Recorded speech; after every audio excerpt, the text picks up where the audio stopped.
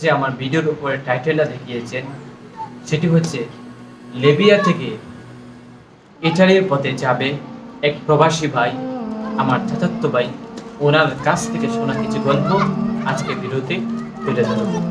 প্রবাসীরা কি কষ্ট করে বাংলাদেশের মানুষের মুখে হাসি ফোটানোর জন্য, এই পরিবারের মুখে হাসি ফোটানোর জন্য, কিন্তু দেখা যায় দিন শেষে এই প্রবাসী মানুষকে আমরা তাদের যতটুকু প্রাপ্য রয়েছে তা আমরা তাকে দেয়নি, তাদেরকে অপমান করে আমরা বাঙালি মানুষকে।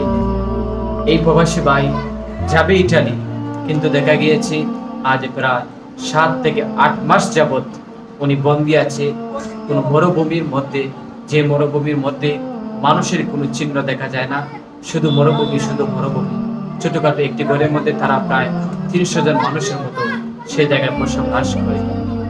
জায়গায় বসবাস করে কিন্তু দেখা গেছে তাদের কোনো পানি বা তাদের খানা পিনা, বাথরুম, যত কিছু প্রয়োজন মানুষের নিত্যদিন চলাফেরার ক্ষেত্রে সেই জিনিসপত্র তাদের সাথে নেই।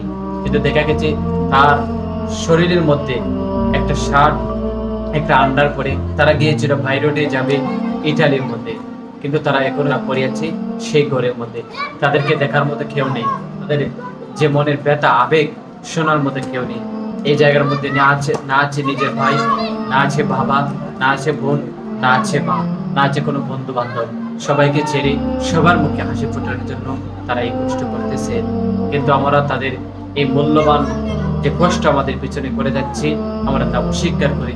দিন শেষে এই প্রবাসী এগুলাকে আমরা তাদেরকে কষ্ট দিই। আসলে কি এটাকে কতটুকু যুক্তিসম্মত হতে পারে? একজন জ্ঞানহীন মানুষ এই প্রবাসী ভাইদেরকে কষ্ট দিতে পারে না। তারা অত্যন্ত কষ্ট করে বাংলাদেশের মানুষের মুখে হাসি ফোটানোর জন্য তারা কষ্ট করে।